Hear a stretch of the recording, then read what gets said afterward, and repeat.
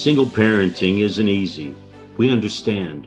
Most parents don't plan to go it alone, but you can still make the most of this journey for your children and yourself.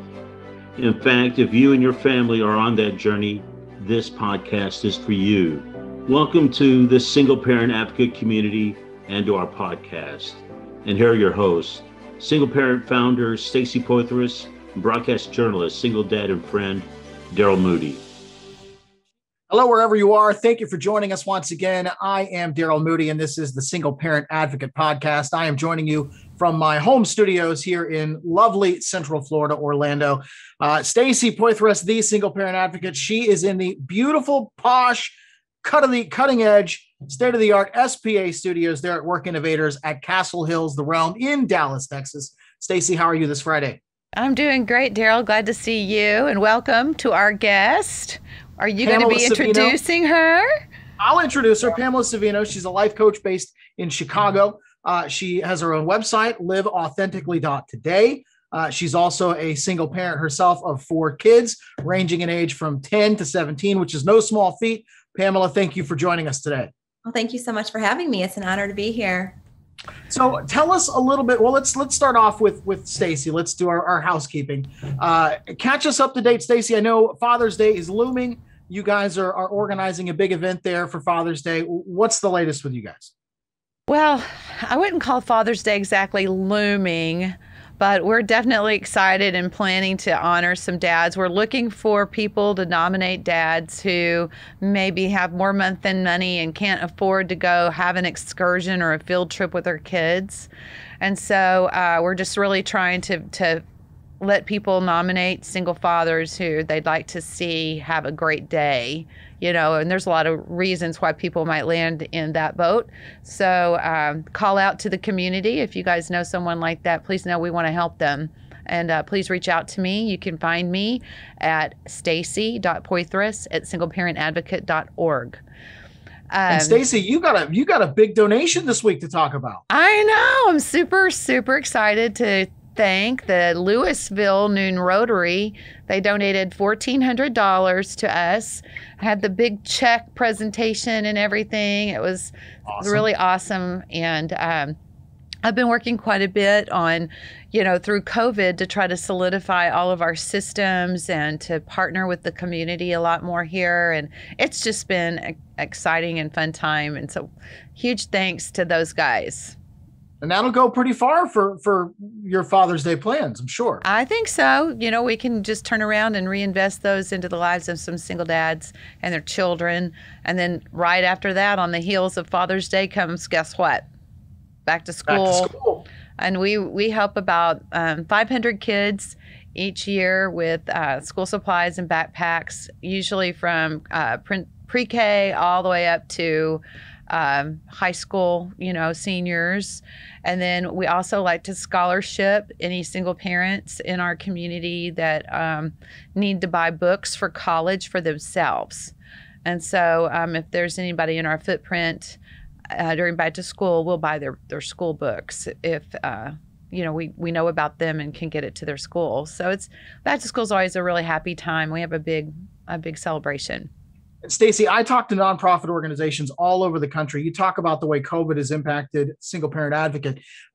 So many of these nonprofit organizations and agencies aren't able to have those face-to-face interactions. They're not able to hold those events. It makes fundraising that much more difficult because you're not top of mind with the people that you're seeking these donations from. So if folks want to help you support your effort for Father's Day and back to school, singleparentadvocate.org.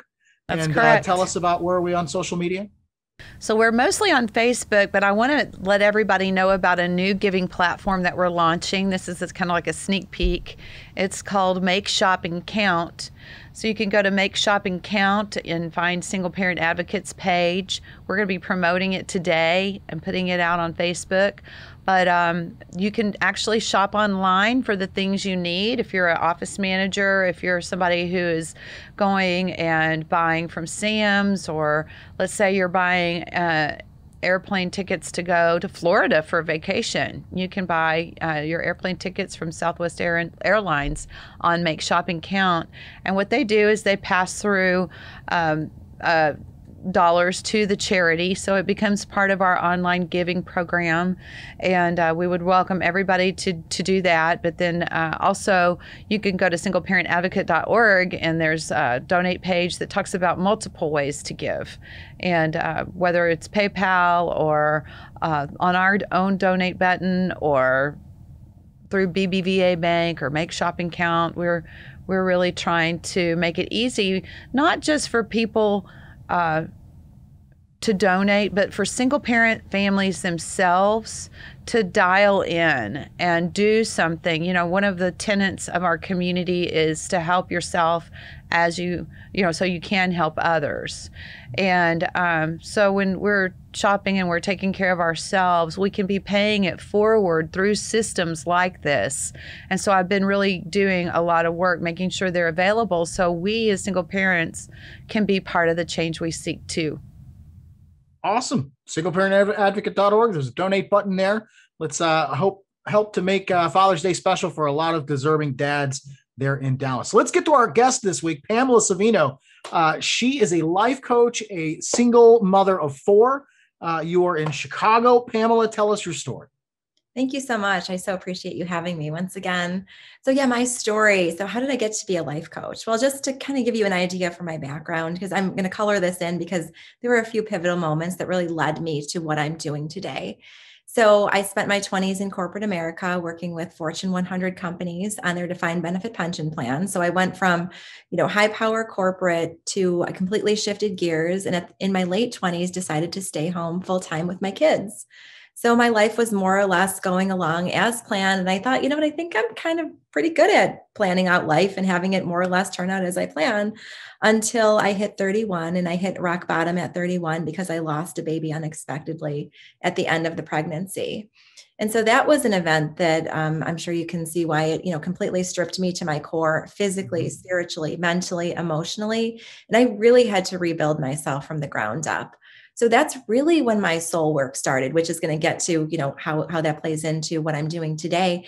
I started to ask myself some really deep questions about, life and death and the meaning of life, and why are we here, and what is the purpose of life on earth, and what do I believe, and does my faith-based belief system, which was very deeply rooted in religiosity. I mean, how does that serve me, or doesn't that serve me? What elements of that do I want to take with me to craft my belief system? So I was going really, really deep, and was blessed to be able to have other children. So I, as you mentioned, I have 2 boys and 2 girls now. I have 4 kids, but behind the scenes, there was still a lot of deep soul work going on. So I continued to do that work, kind of fill up my picture, rebuild myself throughout my 30s, and in my early 40s, ended up getting divorced. And I was, it was something that we wrestled with for a while. And I was in a relationship that really, quite honestly, had run its course. It was past its expiration date. So I had to completely reframe my mental image of divorce. I had to reframe the experience. I had to learn how to step out of fear and into faith and surrender and just show up. And what I found was when I did that, when I finally stepped into a life that was authentic to who I was, fireworks started to happen, magic started to happen. And I don't say that and take credit for that single-handedly. It's really me being open and partnering with the universe, and just being in that space of being willing to take the leap of faith, approaching life, approaching every single day, showing up with an open heart and an open mind, and just trusting. And now, since I decided to take that leap of faith into authenticity, I started to feel energized and more empowered and untethered and liberated, and just experiencing this new zest for life that I really hadn't felt in a while. And I didn't even really realize it. I mean, I knew some things didn't quite feel right, but, in the throes of raising, 4 kids, young children, completely dependent on us, busy household, comings and goings. Our house looked like Grand Central Station with all the comings and goings.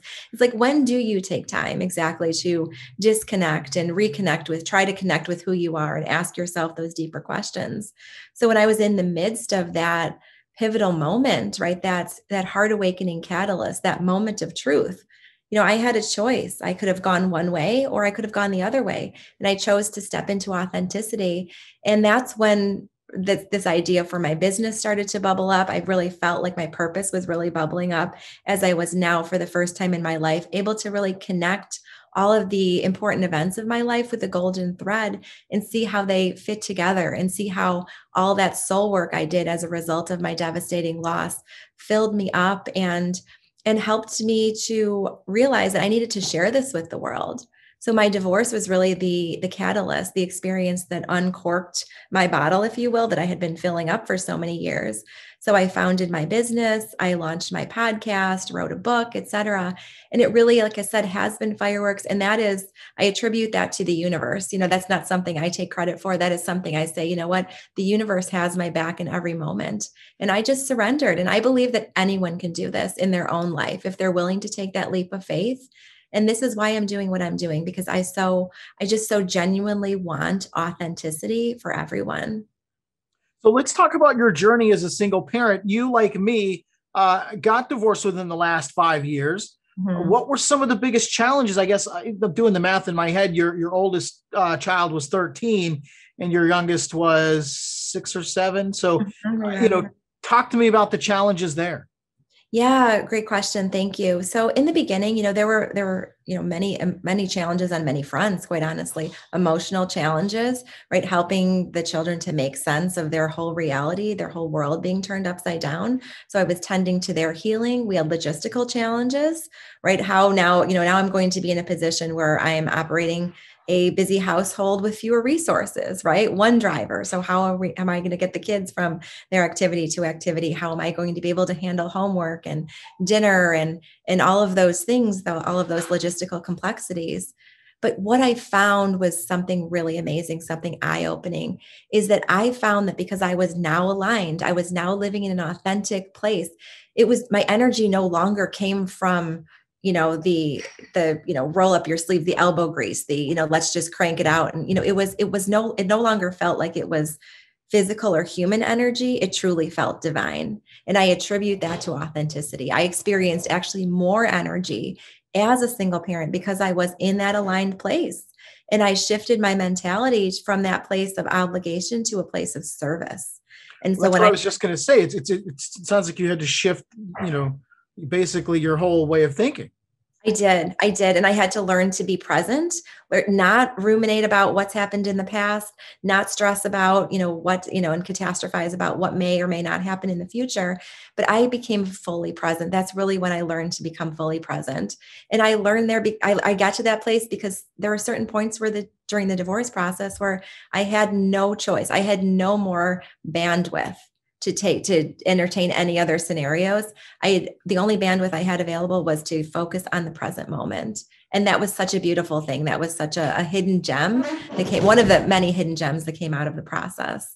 So for those of us who can't spend a weekend in a sweat tent in Arizona, or we can't go to the Tibetan temple to, seek enlightenment with the monks, how do you do that? Because it's, we talk about it all the time, just being caught up in the minutia of running a household as a single parent. How do you do it? Yeah, great question. Thank you. It starts first thing in the morning with me. I have a morning routine that where I nourish my mind, body, and spirit. So this is something that it's my most important hour of the day. It's how I fill up my pitcher beginning in the morning. And that's how I ensure that I'm going to show up as my best self in all of my different roles, as a mom, as a coach, as a business owner, as a member of society, and for humanity, et cetera. And so I have a morning routine that involves exercising and meditation and going for a walk in nature and doing some yoga and some breath work. So it really is a multidimensional exercise. It's a multidimensional practice where I nourish my mind, body, and spirit. And that is something that I do throughout the day. So I bookend my days with a morning routine and an evening routine. And throughout the day, I do check-ins with myself. I ask myself, how do I feel? We're constantly running around taking care of other people, right? How are you feeling? How are you doing? What do you need? How about us, right? How about turning the attention back on us? And so I ask myself several times throughout the day, what do I need in this moment? And I give myself what I need. So, if I feel like I need something, if I need to nourish my body, I'll make a healthy salad. Maybe I'm feeling stressed. Maybe I need to go for a walk. Maybe I need to unplug. Maybe I'm super tired because I did a super crazy workout that morning. So I'll take a late afternoon nap. But I'm constantly checking in with myself and constantly making the adjustments that I need to make in order to continue to operate from that aligned place. I just feel like that would take a tremendous amount of discipline to stay focused on that task. But I mean, I guess the check-ins work, right? Absolutely. The check-ins work. And what I really anchor on is what I noticed on this journey as I started to step more into my authenticity, adopt these routines that kept my vibrations high, my energy high, is that I became acutely aware of how I feel in every moment. And I can tell when I veer off course. So like when I'm stressed, there's a physiological response. Like I don't like how I feel when I feel stressed, when I feel tense, when I feel tired, when I feel agitated, when I feel frustrated. Those are all lower vibrations. So I like how I feel when I'm at the higher vibrations of peace and joy and laughter, empowerment, acceptance, truth, connection, love, freedom, etc. So all of those little micro adjustments, micro decisions I make during the day ensure that I can stay at those high vibrations in order to feel amazing. My number one job during the day, as I see it, is to feel amazing, because again, that's what allows me to bring my best self in all of my different roles and allows me to attract better experiences into my reality. How are your kids learning these habits? Can you explain, like, how do you, I know that as you had your aha moment and learned how to be more fulfilled in your life, have you been sharing that with your kids, since there's so many different ages? And, does that seem very natural? Like, have you invited them on the journey with you, maybe is a better way to ask it? Yeah, 100%. I'm smiling. I couldn't even hold back the smile because this is just part of who we are. I mean, this is absolutely, this has been woven, this lifestyle has been woven into them and the way they live their lifestyle. And I've done it not by forcing it, not by force feeding it, but by modeling it to them. They see how I live and they partake in healthy eating. I do allow them the privilege of choice. I allow them to choose what they eat, but I do give them a menu of healthy choices. I just had, and I'm constantly looking to incorporate new health and wellness modalities. For example, I just had an infrared sauna installed in my house recently, and I use that as part of my nighttime routine in an initiative to detox my body on a regular basis. Like, why do I do that? Because living to 120 is one of my life goals. True. I mean, that's the truth. It really is. Whether or not that will happen, I have no idea. The universe may have other plans, but again, it comes down to what are the daily routines that I follow. So they see me do this throughout the day, and my kids use the sauna with me. My kids, they partake in clean eating with me. They see me meditate. They see me take time out for myself. They see me say no as a mom and not feel guilty about it. They see me have boundaries. They see me go up to my room like I did last night at 9:30 or 10 o'clock. One of my kids wanted to order some clothes from a website. And I said, yeah, we can do this real quick. But after that, love hanging out with you guys, but now this is mom time. So they see me like unwind at night with the book, with my oil diffuser on, with my lights dim, maybe a relaxing candle, et cetera, things like that. So I model it on a daily basis. And they too, like I ask them, how do you feel? What do you need? And this is multidimensional. I mean, we are firing on all cylinders around here. I'm super particular about the energies being really balanced in my house, colors being relaxing, smells. I like to bake, so really, again, it's a multidimensional practice. And they do. I mean, they embody the high vibes. And I teach them, I coach them how to identify when they're feeling off. Because I think that's something that we're not necessarily taught to really check in with ourselves, identify when we're feeling off and do what you need to do in order to feel better. So yeah, we do have a lot of dialogue around that, and we do practice it on a daily basis. Well, for a lot of single families, when you have more month than money, and you're working both ends against the middle, much like, that happens. Working both ends against the middle happens at any economic status in a single family home, I think. When you talk about eating healthy and looking for great plans that you can afford, to get your kids onto those plans, as well as you, because one of the first things we throw out the door is healthy eating, vitamins, exercise. We think we don't have time for those things because there's, you have to work 2 or 3 jobs sometimes just to make sure you can pay for yourself and your kids' living expenses.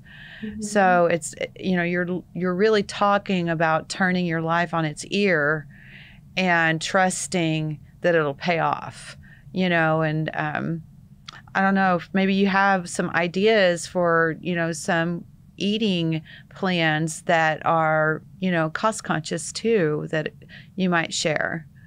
Absolutely. And one of the things I wanted to mention too is I think it's important that we look at, yes, there are logistical considerations, financial considerations, et cetera, but we really have to look at our belief here and ask ourselves, what we truly believe. And one of my core beliefs that fuels me on a daily basis and guides my decisions is that the best investment I'll ever make is the investment in myself. That's right. And I think that is true for every single person. So the more that we invest in ourselves, the more we invest in the way that we feel, the more that we nourish our mind, body, and spirit. Again, this is all vibration. Everything is happening on a vibrational level. So as our vibration continues to rise, we feel better about ourselves. We exude different vibes. We exude more positive vibes. We attract different people and different experiences into our lives. We experience more peace, more ease, more of a flow, more organicness. So I think it's so important that we carve out that time. And I totally understand that people may be working multiple jobs and not have a lot of time. But, I think it's important that we carve out, even if it's a half hour, to ourselves every single day and view that as the most important thing you do during the day. Because if you're not filling yourself up, you're just not going to be in a position to be able to serve everybody else in your life to the fullest extent possible. So just carve out time and revere it as sacred. That's what I do. I have a morning routine that is pretty long now because it's grown over the years because it's so exhilarating and it's so peaceful. And I know that, there isn't anything I can't handle during the day if I follow my morning routine. So I suggest that's something that I would suggest every single person do, including my kids, whether they're parents juggling many responsibilities or kids, to carve out time for yourself to fill up your pitcher during the day. And with regard to eating, your question about eating, I love that you asked this because this is something that lights me up. When I was really doing some deep discernment about what do I want to do, what does this next chapter of my life look like, I obviously opted to go down the path of being a spiritual life coach, and this is all related, but I love health and wellness. I love nutrition. I love eating clean. Because again, nutrition, the food that we eat has a vibrational quality. So every single time we eat, we're either raising our vibration or lowering our vibration. Every single time we eat, we're either fighting disease or fueling disease. So when we start to look at food through different lenses, we naturally start to make different choices. So I'm very much a back to the basics person. I love to cook, but I'm not cranking. I don't have the time to crank out, personal souffles for everyone in the morning or anything. So we are very much a back to the basics family, and I think that's really all that's required or all that's needed on the food front. I am plant-based. A couple of my kids are choosing to be plant-based. So that is one economical way. I mean, you cut meat out of your off your grocery bill, and that slashes it pretty significantly. But I didn't do it for financial reasons alone. Although there are financial benefits, I did it for myself, the environment, et cetera. But yeah, I keep things pretty simple. So breakfast is usually either avocado toast, steel cut oats, maybe a plant-based yogurt parfait with some berries, a little bit of honey and granola. So again, I limit the choices to keep things simple. Again, back to my core values. How do I live? I value simplicity. I value freedom. So my decisions all throughout the day are made with those core values in mind. Lunch will be, I always have a healthy salad every day, with chock full of vegetables, maybe some quinoa. And then dinner, I like to make meatless versions of my favorite traditional meals. So I'll do like spaghetti and meatballs, but instead of actual meat, instead of, animal meat, then I'll use maybe a combination of lentils or brown rice. So it takes like some experimentation, but it can be done. I can do veggie chili, veggie tacos. So again, super high vibes, super high, food that's super nutritious and delicious. And it's amazing when we start to open our minds up to different foods, how we have so much amazing food available to us in nature. And it really, I do the vast majority of my shopping in the produce section of the grocery store and supplement with some healthy fats, such as avocado oils, nuts, seeds, olive oils, things like that. I use a lot of fresh herbs, spices, maybe a little bit of salt and some pepper, and you're good to go. So again, simplicity and looking to maximize nutrition and flavor.